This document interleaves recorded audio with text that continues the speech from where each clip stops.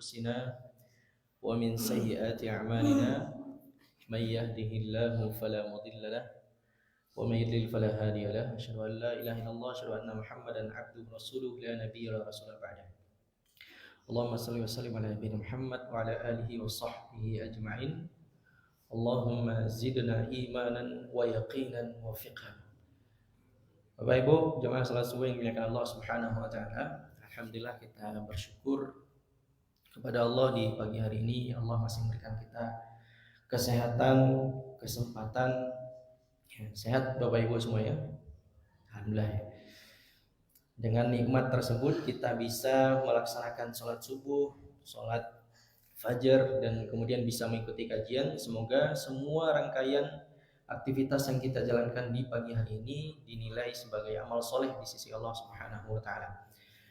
Para hadirin yang dimuliakan Allah Subhanahu wa taala, sebelumnya saya ingin mengucapkan jazakumullah khairan katsiran kepada Bapak Ibu semuanya, jemaah Masjid Baitul Mukhlisin dan warga Kota Mas semuanya yang telah memberikan donasi kepada kami.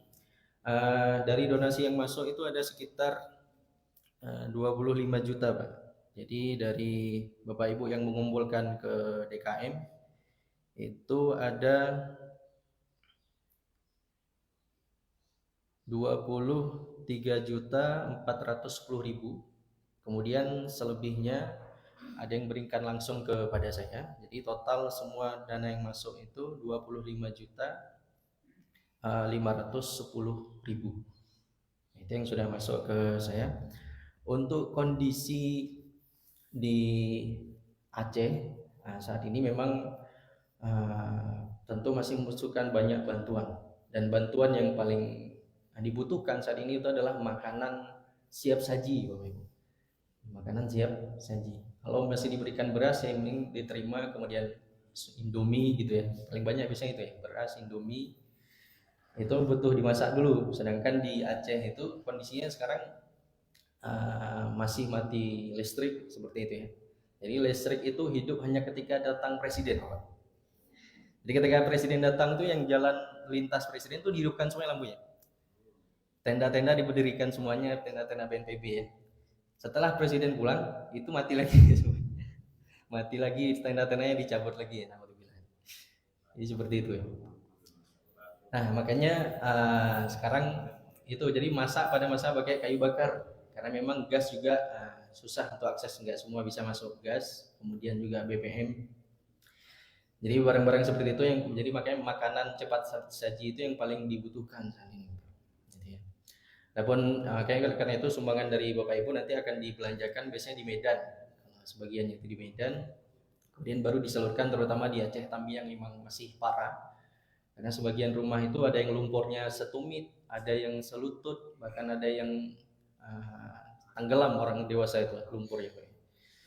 Jadi masih butuh banyak uluran tangan kita, dan donasi dari Bapak Ibu semuanya itu sangat membantu korban yang terdampak banjir.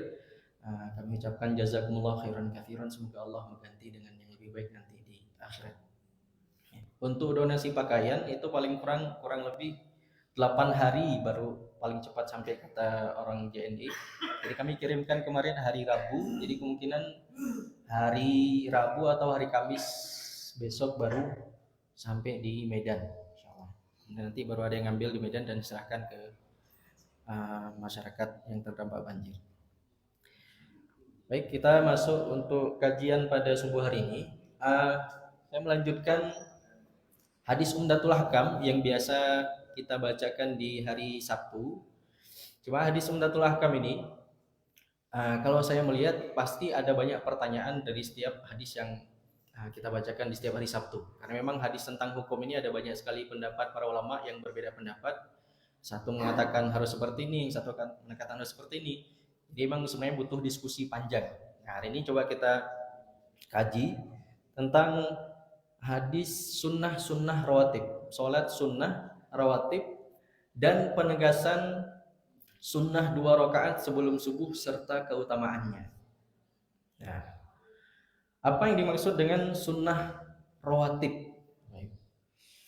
Mungkin sebagian kita setelah melaksanakannya, sudah merutinkannya seperti itu ya.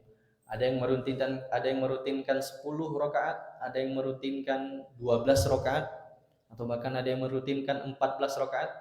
Atau kalau disambung tambah lagi dengan setiap adzan dan iqamah itu ada sholat 2 rakaat. Jadi kalau setiap 2 rakaat sebelum sholat kita sholat 2 rakaat, maka ada banyak sekali sholat-sholat sunnah yang kita laksanakan. Maka yang mana yang dimaksud dengan sunnah rawatib? Seperti itu ya. Apakah yang 10 atau yang 12 atau yang 14? Nah, di sini nanti akan kita jelaskan. Salat sunnah rawatib itu di sini disebutkan adalah salat sunnah yang mengiringi salat 5 waktu. Nah, jadi salat sunnah rawatib itu disebut rawatib jamak dari kata rotib atau rotibah, artinya tertib, teratur, tertentu waktunya, gitu ya. Dan tertentu waktunya itu mengikuti sholat 5 waktu. Berbeda dengan sholat tahajud, berbeda dengan sholat duha, gitu ya. Berbeda dengan sholat tahiyatul masjid yang tidak mengikuti atau mengiringi sholat 5 waktu. Nah, sholat rawatib yang dikerjakan sebelum sholat wajib disebut dengan sunnah qobliyah. Yang biasa kita ucapkan qobliyah itu berarti dilaksanakan sebelum sholat wajib.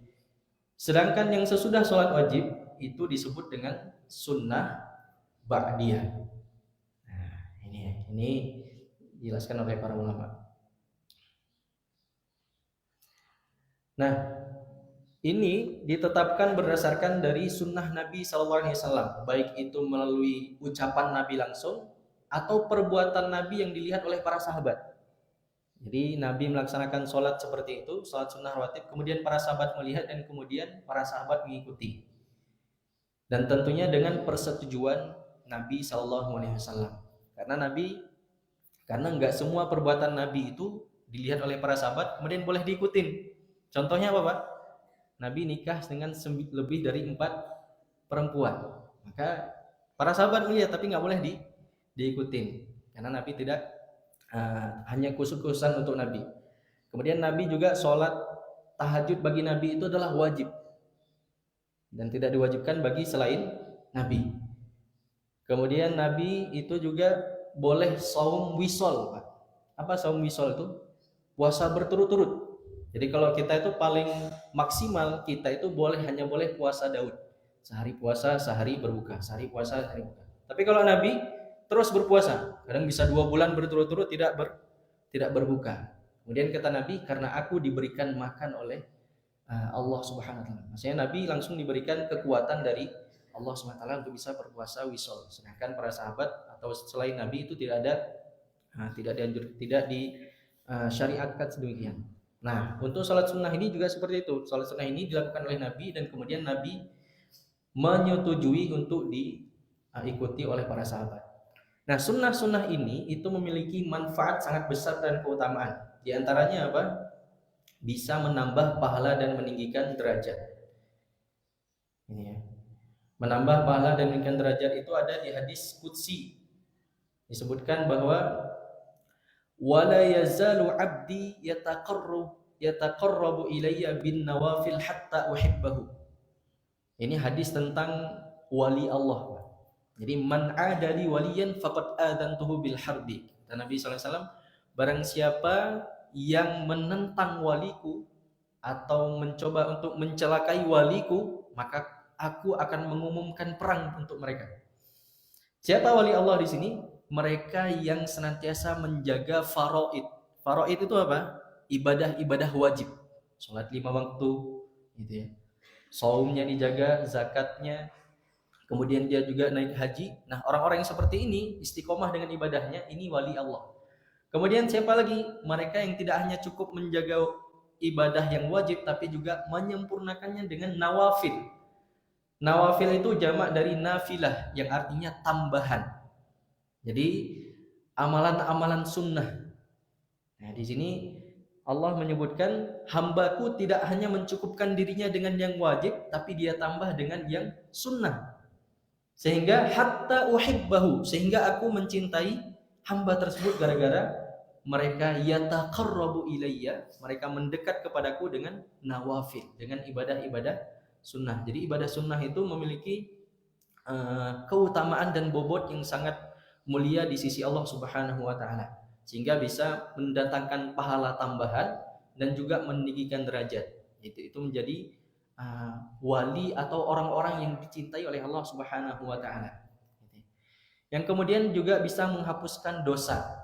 Tentunya memang setiap amal soleh yang kita lakukan selain mendapat pahala itu pasti menghapus dosa.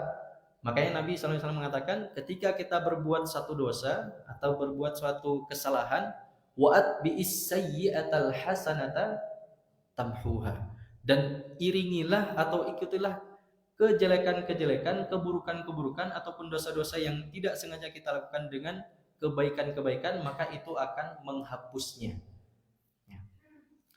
Dan yang pastinya sholat sunnah rawatib itu bisa menutup ini ya, dan menyempurnakan kekurangan dalam sholat fardu.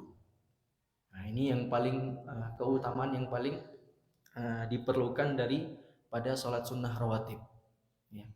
Kekurangan khusyuk kita, mungkin ada kurang dari wudhu kita, mungkin ada kurang dari hal-hal yang lain dalam sholat kita sehingga tidak sempurna, maka itu bisa ditutup, bisa disempurnakan dengan sholat sunnah rawatib, qobliyah maupun ba'diyah. Nah, sholat sunnah ini itu sangat dianjurkan oleh Nabi SAW, sehingga Nabi itu selalu menjaganya dengan sebaik mungkin. Dan yang lebih ditekankan lagi, yang paling lebih Nabi jaga itu adalah sholat sunnah fajar. Sholat sunnah fajar, rakaataini qabla al-fajri, itu dijaga oleh Nabi SAW baik dalam keadaan mukim maupun dalam keadaan safar. Jadi kalau kita dalam keadaan safar, itu biasanya ada banyak rukhsah, bahkan sholat pun diberikan, sholat wajib saja diberikan keringanan, apalagi sholat sunnah, maka itu diperbolehkan untuk tidak dilaksanakan, karena memang dalam safar mungkin kita ada banyak kesibukan atau ada banyak masyaqqah, kesusahan atau keberatan untuk bisa melaksanakan sholat sunnah. Tapi Nabi SAW meskipun dengan banyaknya masyaqqah di tengah perjalanan, tapi Nabi tidak pernah meninggalkan 2 rakaat sebelum subuh, baik dalam keadaan mukim maupun dalam keadaan sedang bersafar. Seperti itu. Nah, di hadis yang ke-59 di sini an Abdullah bin Umar qala shallaitu ma'a Rasulillah rak'ataini qabla adh-dhuhri. Dia berkata, aku sholat bersama Rasulullah sallallahu alaihi wasallam 2 rakaat sebelum duhur. Rak'ataini qabla adh-dhuhri. Wa rak'ataini ba'daha, dan 2 rakaat setelah duhur. Wa rak'ataini ba'dal jum'ah, 2 rakaat setelah Jumat. Ini kalau setelah Jumat hanya ada 2 rakaat setelah Jumat. Wa rak'ataini ba'dal maghrib, dan 2 rakaat setelah maghrib. Wa rak'ataini ba'dal isya, dan 2 rakaat setelah isya. Ini salat sunnah rawatib yang dijaga oleh Nabi. Kemudian di dalam riwayat Muslim itu disebutkan fa'ammal maghrib wal isya wal fajr wal jum'ah fa fi baitihi. Sedangkan adapun sholat sunnah maghrib, sholat sunnah isya, sholat sunnah fajar, sholat sunnah Jumat, maka Nabi melaksanakannya di rumahnya. Jadi ba'diyah maghrib, ba'diyah isya, sholat fajar subuh, dan sholat ba'diyah Jumat itu Nabi seringnya melaksanakan di rumahnya. Gitu ya. Nah, di dalam riwayat Bukhari, dalam Nufat Bukhari juga dijelaskan, anna Nabiyya sallallahu alaihi wasallam kana yusalli sajadatain khafifatain.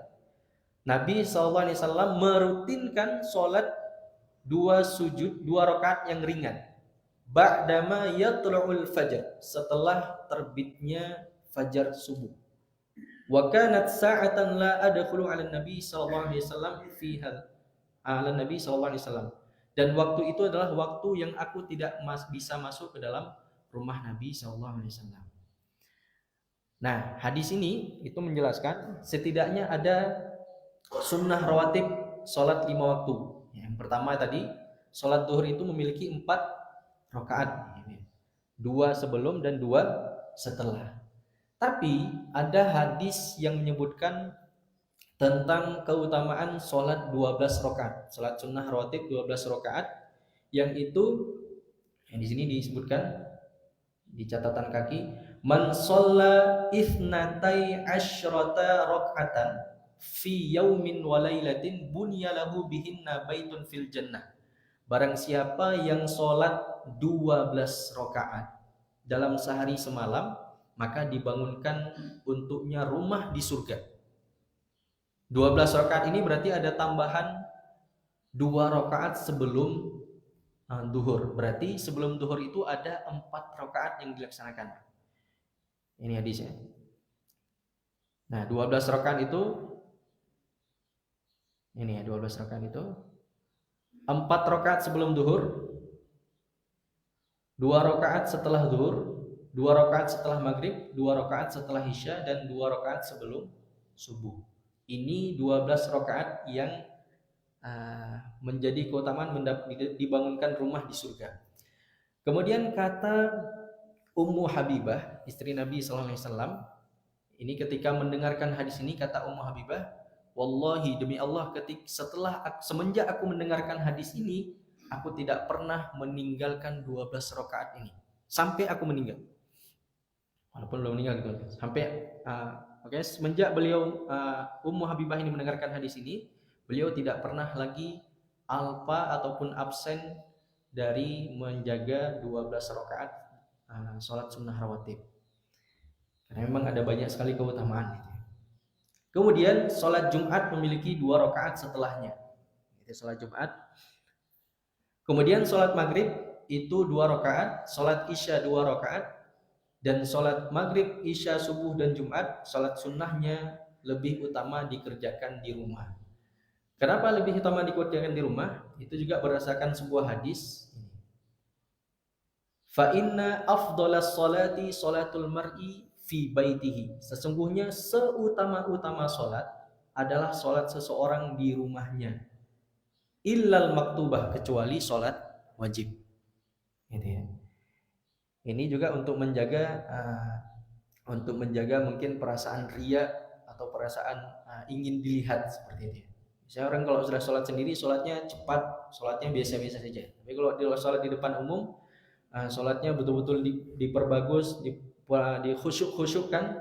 Nah ini makanya seutama-utama sholat itu adalah di rumahnya. Makanya Nabi setelah sholat maghrib, setelah sholat isya, atau bahkan sebelum datang ke masjid ketika sholat subuh, sholat dulu 2 rakaat di rumah, sholat fajar. Makanya Aisyah memberikan pernyataan, aku tidak pernah melihat Nabi sholat paling cepat atau paling ringan kecuali sholat sunnah fajar. Jadi Nabi sholat dulu di rumah 2 rakaat, baru kemudian datang ke masjid. Ini yang biasa dilakukan oleh Nabi. Makanya kalau kita lihat ada jamaah sini yang setelah sholat langsung pulang gak sholat sunnah, jangan suudzon dulu. Nah, bisa jadi sholatnya di rumah seperti itu. Nah, di sini disebutkan Abdullah bin Umar itu memiliki kedekatan dengan Nabi SAW, karena memang Abdullah bin Umar ini iparnya Nabi, Bapak Ibu. Kenapa iparnya Nabi? Karena anaknya Umar bin Khattab yang bernama Hafsah itu dinikahi oleh Nabi SAW, sehingga Abdullah ini sering ke rumah Nabi, keluar masuk. Kecuali ketika di jam-jam tertentu, terutama di sini disebutkan dalam Quran surat An-Nur itu, wahai orang-orang yang beriman, hendaklah budak-budak yang kamu miliki dan anak-anak yang belum balik meminta izin kepadamu 3 kali. Jadi nggak boleh kita sembarang datang ke rumah orang, atau bahkan anak kita sendiri atau siapapun yang ada di rumah kita itu masuk langsung ke kamar tanpa izin atau untuk itu di 3 waktu. Pertama, min qabli salatil fajri, sebelum datang waktu subuh. Karena mungkin lagi istirahat, lagi mungkin membuka, tidak memakai baju lengkap seperti itu ya. Jadi memberatkan tuan rumah seperti itu. Yang kedua, min qabli salati wa hina tad'una thiyabakum min adh-dhahirah, ketika waktu sholat duhur, ketika siang hari. Nah, ini harus izin dulu ketika kita mungkin ingin datang ke rumah teman atau ziarah atau silaturahmi, izin dulu sebelum datang. Jangan tiba-tiba. Kemudian wa mim ba'di sholatil isya, dan setelah datang waktu setelah sholat isya. Inilah waktu-waktu di mana ahlul bait biasanya sedang beristirahat seperti itu ya. Tidak ingin diganggu seperti itu, tidak ingin ada tamu. Makanya kalau ada tamu yang datang tidak boleh tiba-tiba, harus memberitahu terlebih dahulu seperti itu.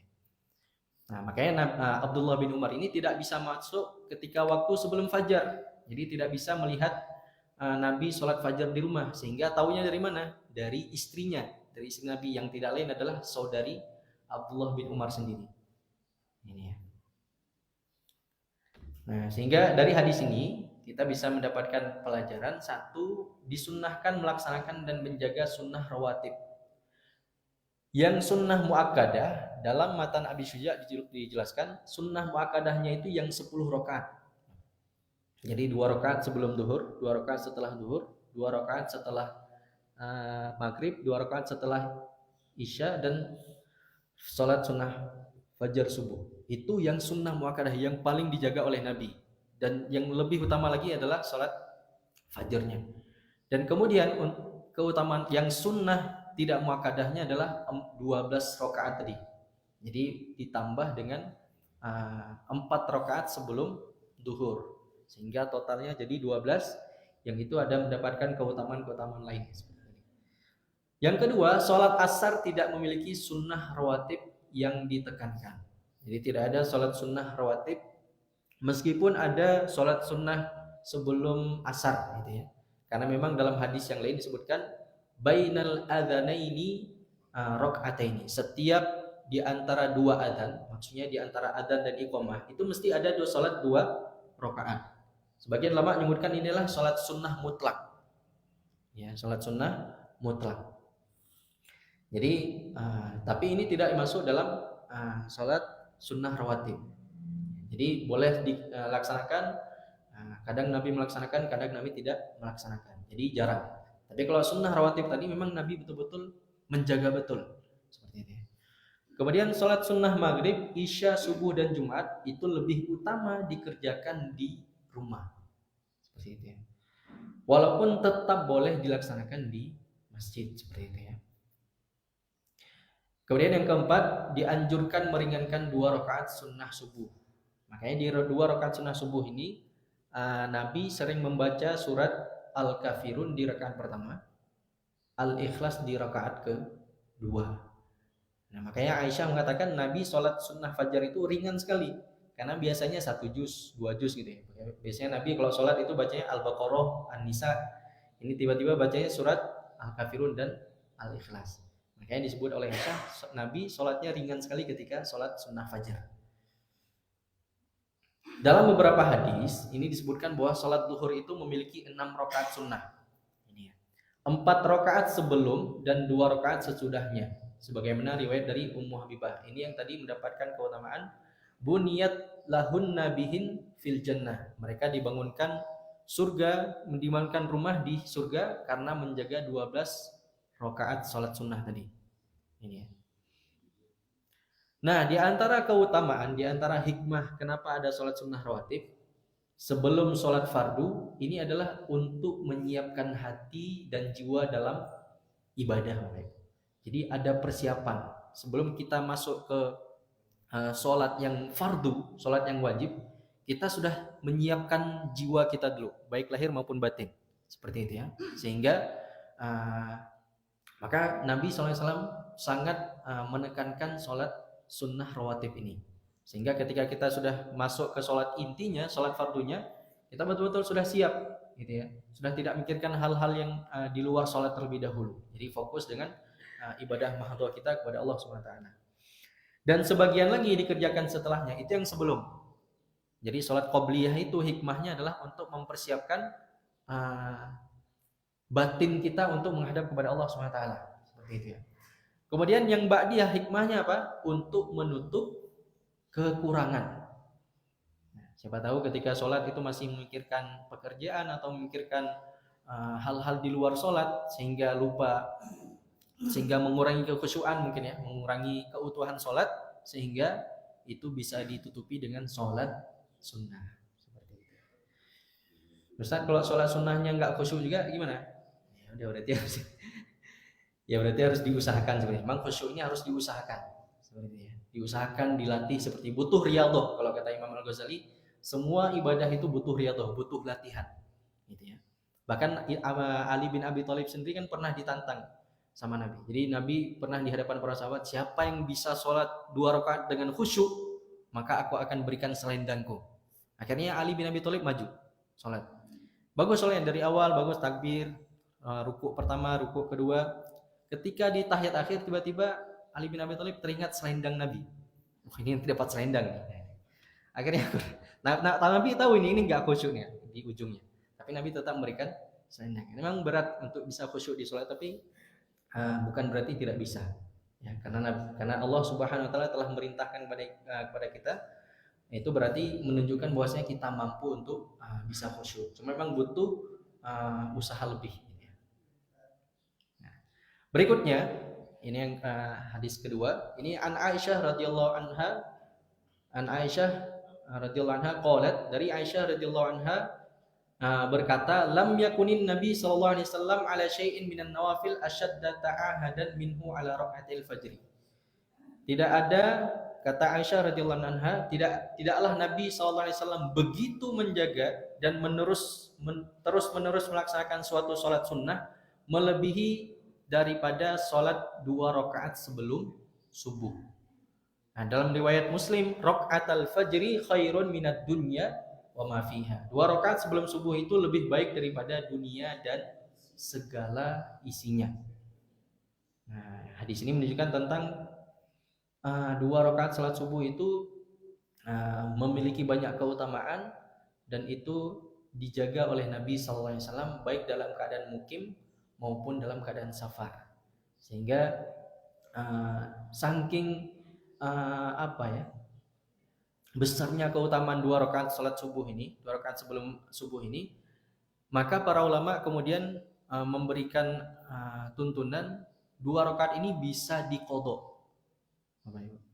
Bisa diqodok ketika kita mungkin ada tidak sempat melaksanakan rakaat al-fajri, kemudian sudah harus sholat subuh, mungkin jamaah sudah didirikan, maka itu bisa diqodok setelah sholat subuh. Nah, ini ya. Jadi tidak hanya sholat wajib saja yang diqodok, tapi sholat sunnah pun ada bisa diqodok seperti itu ya. Bisa dilaksanakan setelah sholat subuh. Nah, di sini pelajaran yang bisa kita ambil dari hadis ini adalah, pertama, 2 rakaat sunnah subuh itu sangat dianjurkan, sunnah muakkadah, dan tidak sepantasnya ditinggalkan. Yang kedua, mengabaikan sholat sunnah subuh padahal mudah dikerjakan dan paling besar, itu menunjukkan kelemahan dalam agama atau menyebabkan seseorang kehilangan kebaikan yang sangat besar, seperti itu ya.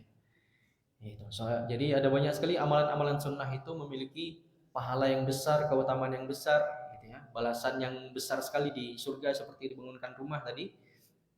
Nah, makanya kalau ditinggalkan hal yang ringan seperti ini, itu rugi sekali sebenarnya, rugi sekali bagi seorang muslim yang mengharapkan pahala daripada Allah Subhanahu wa taala. Kemudian Nabi SAW itu lebih menekankan 2 rakaat sunnah subuh dibandingkan sholat sunnah lainnya karena keutamaan dan nilai pahalanya yang sangat agung, sampai-sampai dinilai lebih baik daripada dunia dan seluruh isinya. Artinya ketika kita memiliki ambisi terhadap dunia, ambisi itu tidak boleh lebih besar daripada kita menjaga sholat sunnah 2 rakaat sebelum subuh. Jadi kita harus berambisi, sholat sunnah subuh ini harus lebih semangat, harus lebih hirs, harus lebih berazam, bertekad untuk menjaganya kapanpun dan dimanapun, baik dalam keadaan mukim maupun dalam keadaan safar, sebagaimana yang dicontohkan oleh Nabi SAW.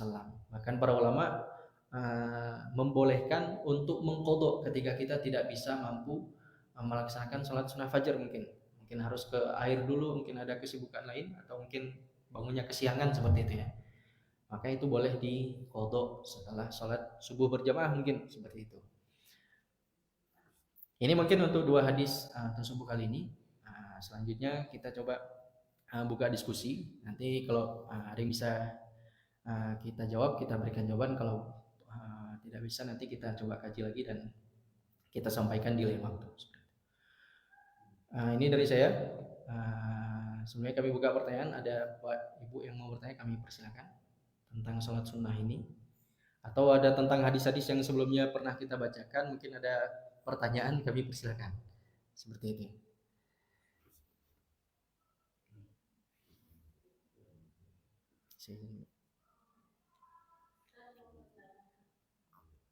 Ya, boleh, silakan Ibu.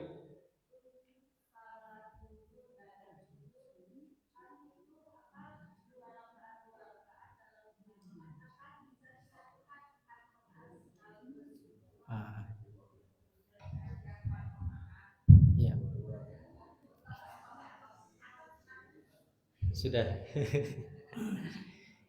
Ya, untuk sholat yang sunnah rawatibnya ada 4 rakaat, apakah boleh cara melaksanakannya harus dua-dua atau boleh digabung seperti itu ya?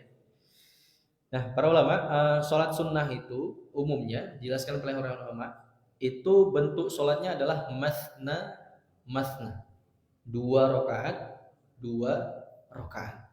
Jadi yang dilakukan oleh Nabi dan kemudian ditekankan oleh para ulama, bentuk sholatnya itu adalah 2 rakaat 2 rakaat. Jadi 2 rakaat salam, kemudian sholat lagi takbir, kemudian salam. Ya, seperti itu.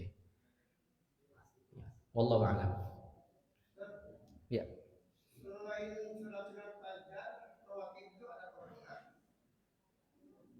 Ya.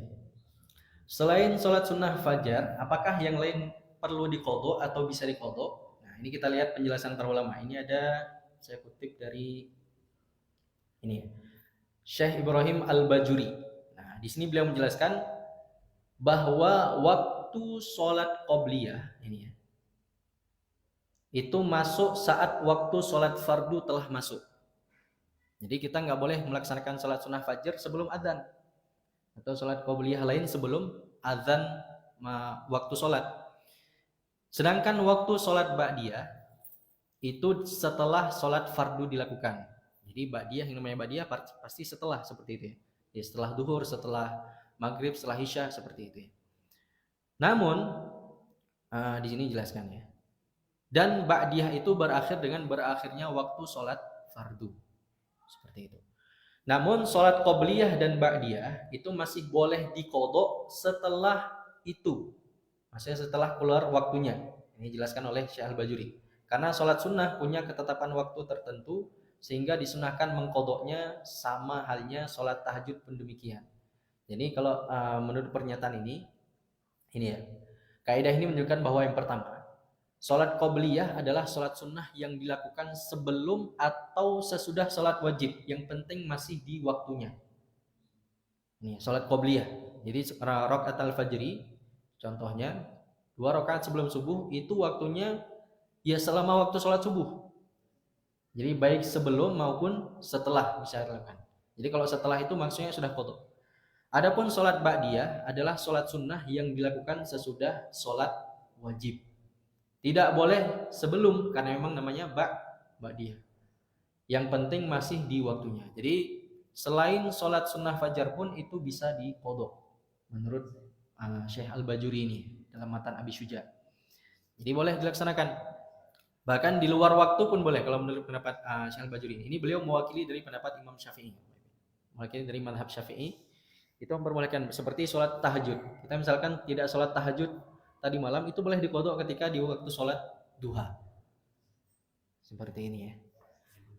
Nah, itu sholat sunnah. Wallahu a'lam. Seperti itu. Ya. Kalau ada urutannya enggak sebelum itu begini. Sebelum sholat subuh kan ada orang yang melihat sunat tahiyatul masjid. Ada yang mengerjakan qobliyah subuh. Iya. Ada urutannya enggak lebih utama atau bagaimana, apakah sholat tahiyatul masjid dulu atau enggak? Ya. Ketika kita masuk ke masjid itu berarti di sana ada sunnah tahiyatul masjid seperti itu ya, dan juga ada sunnah fajar, mungkin ada sholat sunnah fajar. Mana yang lebih dahulu kita lakukan? Sebenarnya sholat sunnah ini tidak ada runtutan mana yang lebih dahulu. Kita sebenarnya bisa lakukan uh, tahiyatul masjid terlebih dahulu, dan juga bisa sholat fajar terlebih dahulu. Sebagian ulama bahkan bisa menggabungkan. Jadi kalau sholat sunnah, khusus sholat sunnah itu niatnya bisa dua, selama bentuk sholatnya itu sama. Jadi bisa sekaligus 2 rakaat itu bisa kita niatkan tahiyatul masjid dengan sholat fajar. Atau kalau mau dipisah, sebagian ulama nggak bisa seperti itu, tetap harus dipisah. Jadi tahiyatul masjid terlebih dahulu, kita masuk masjid, kemudian baru sholat fajar setelah tahiyatul masjid. Karena memang sholat tahiyatul masjid ini hadis bentuk bunyi hadisnya itu la yajlis ahad kama qala. Hadisnya itu artinya kurang lebih janganlah kalian duduk ketika masuk masjid sebelum sholat 2 rakaat. Seperti itu. Makanya bahkan Nabi ketika sedang berkhutbah di hari Jumat, ada jemaah masuk, langsung duduk. Nah, Nabi langsung menegur dari atas mimbar, kum fasalli rakaatin. Berdiri sholat dulu 2 rakaat. Jadi kalau mau diurutkan bagusnya sholat tahiyatul masjid terlebih dahulu, baru kemudian sholat fajar. Atau kalau mau ringkas, sholat 2 rakaat tapi niatnya 2. Nah, tadi kembalikan ke masing-masing. Boleh pilih yang mana seperti ini. Allah a'lam. Ya, Pak. Kenapa ini? Kan kalau sholat sunat itu kan masing-masing 2/2 gitu kan. Iya. Nah, kenapa kalau tarawih kita ini 4/4? Dan kedua, kalau Rasulullah SAW itu kan kalau tahajud di rumahnya Aisyah, Iya. 4/3. Yang lain 2/2 gitu. Gimana penjelasannya? Iya. Ya, ini selalu jadi problemik di setiap Ramadan ya. Selain sholat 23 atau 11, sholatnya boleh 4/4 atau boleh 2/2 seperti itu ya. Saya ini belum mengkaji langsung, cuma sebagiannya sudah saya lupa beberapa penjelasan para ulama. Ini mungkin nanti dikaji di lain waktu karena saya belum, jadi takutnya nggak bisa memberikan penjelasan yang lebih tepat. Kalau yang sepemahaman saya, sholat yang 4/4 itu sebagian itu memilih pendapat seperti itu ya. Sebagian lain mereka tidak menggunakan 4/4 ini karena 4/4 ini dilaksanakan Nabi daripada sholat witir. Jadi sholat witir itu kan mulai dari 1, 3, 5, kemudian 7, 9, dan 11. Nah, Nabi pernah sholat witir itu 11 rakaat dan rakaatnya itu 4/4/3. Jadi itu jadinya untuk sholat witir, bukan sholat sunat tahajud. Tapi sebagian 4/4 ini juga dibawa kepada sholat tahajud. Allah alam, nanti kita jelaskan lebih lanjut karena saya belum punya penjelasan yang kuat seperti itu. Allah alam.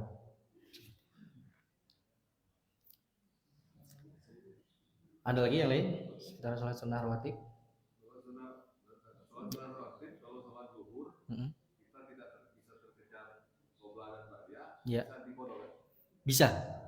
Menurut Syekh Al-Bajuri ini menurut beliau itu boleh dikodok di setelah sholat zuhur.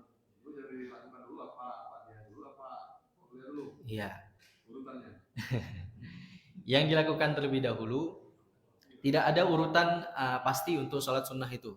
Seperti itu ya. Tidak ada. Namun kalau disesuaikan urutan, dilaksanakan qobliyah dulu, baru kemudian ba'diyah. Seperti itu ya. Jadi nanti tinggal diatur di niatnya saja. Ini kalau qobliyah nanti diniatkan qobliyah, atau ba'diyah diniatkan ba'diyah, seperti itu. Wallahu a'lam bishawab. Ya.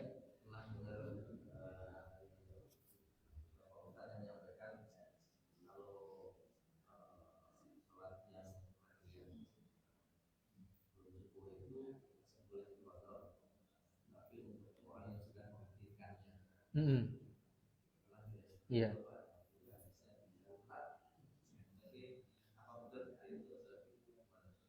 Ya. Jadi sholat fajar itu boleh diqodho khusus bagi yang sudah merutinkan.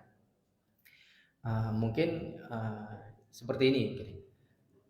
Ini sifat boleh nggak sholat sunnah fajar itu boleh diqodho untuk siapapun sebenarnya, tidak terbatas hanya yang bagi yang sudah merutinkan.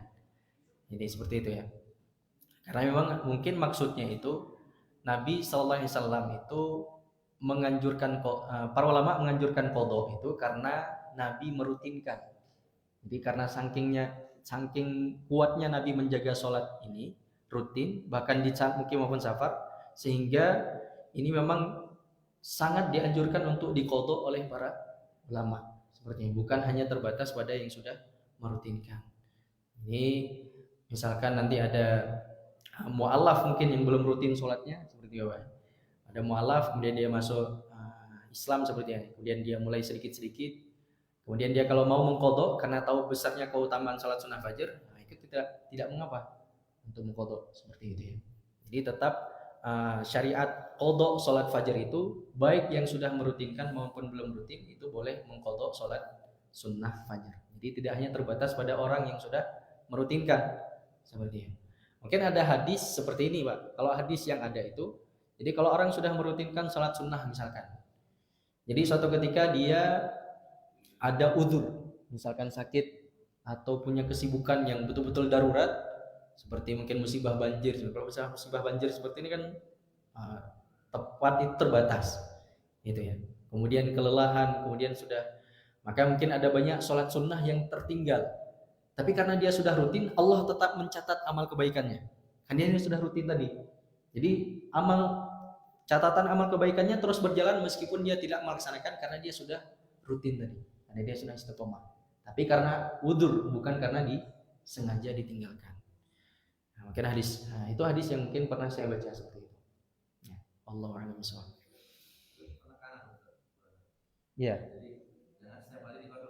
Oh iya. Iya, jangan juga setiap hari diqodho seperti itu ya. Karena mungkin ada syariat qodho, jadi setiap hari qodho seperti itu ya. Jadi tetap, jadi qodho itu hanya sesekali saja seperti itu ya. Jangan setiap hari qodho. Ya nanti ada jemaah setiap sholat subuh sini ada sholat 2 rakaat seperti itu. Ya, betul. Jadi jangan sampai yang qodhonya malah dirutinkan. Jadi tetap yang azimahnya, yang asalnya. Jadi asalnya itu ya sebelum subuh seperti itu ya. Sebelum subuh sholat 2 rakaat. Ya boleh Pak. Jangan berat-berat Pak ini. Iya.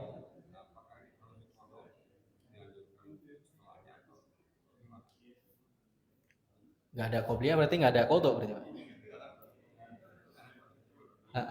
Ya, yang sunnah di sholat Jumat itu hanya ada sholat tahiyatul masjid.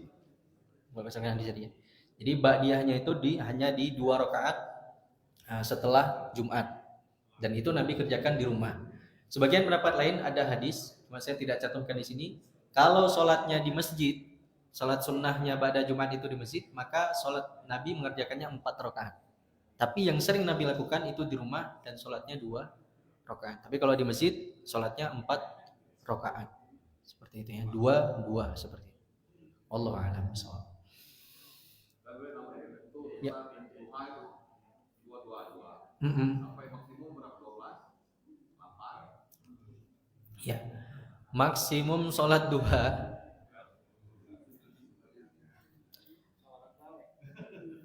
kalau sholat sunnah ini dari sedikit keterangan para ulama yang saya baca itu tidak ada batasan jumlah rakaat. Ini sebagaimana sholat tarawih yang dilakukan oleh para sahabat di masa Umar itu kan sholatnya jadi 20. Kenapa jadi 20? Karena memang sholatnya jadi lebih singkat, maksudnya bacaan ayatnya lebih dipendekkan seperti ini, sehingga yang dibanyakan rakaatnya. Di masa Imam Malik tokoh yang kemudian menjadi pencetus dari mazhab Malikiyah, di masa beliau pernah sholat itu 36 rakaat. Jadi karena sholatnya dipendekkan tapi yang dibanyakan rakaatnya, sehingga para ulama tidak ada batasan di sholat sunnah ini, gitu ya. Makanya nanti ya sholat saja semampunya, dan kalau bagusnya itu sesuatu yang dawam, yang rutin dan istiqomah.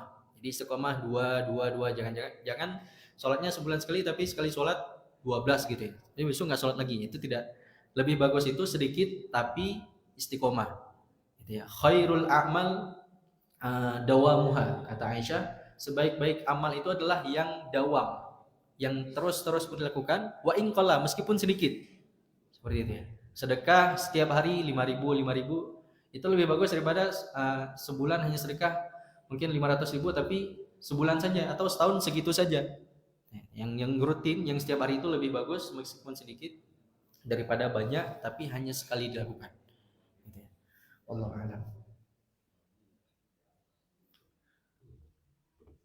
Ada lagi, Pak? Sehingga cukup? Oh, ada lagi.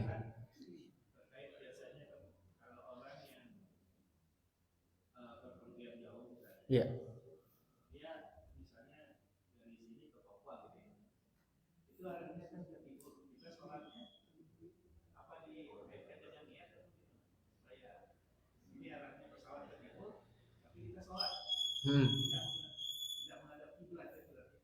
Iya. Berarti sholatnya di kendaraan, Pak?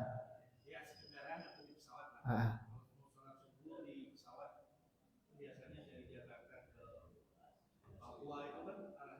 Iya.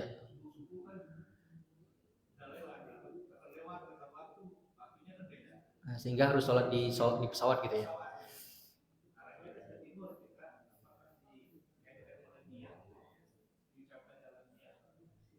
Iya. Berarti terkait niat, apakah harus dicantumkan di niat seperti itu? Ya, yang pertama, niat itu pertama untuk membedakan antara satu ibadah dengan ibadah yang lain. Itu yang paling penting di niat. Oke. Untuk masalah kiblat itu, kalau di saat dalam keadaan safar, kemudian dia sholat di atas kendaraan, di situ ada keringanan untuk tidak menghadap kiblat, gitu ya. Tapi kemudian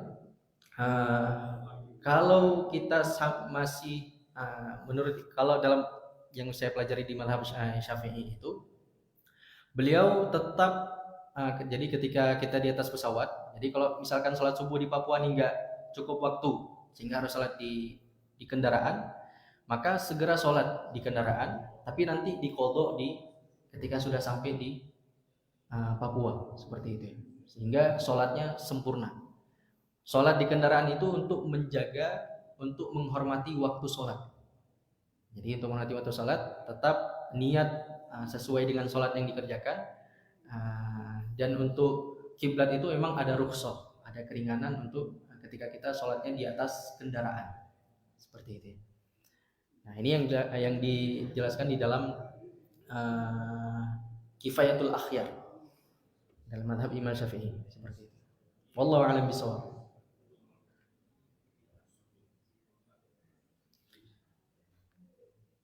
Mungkin cukup dulu untuk pagi hari ini.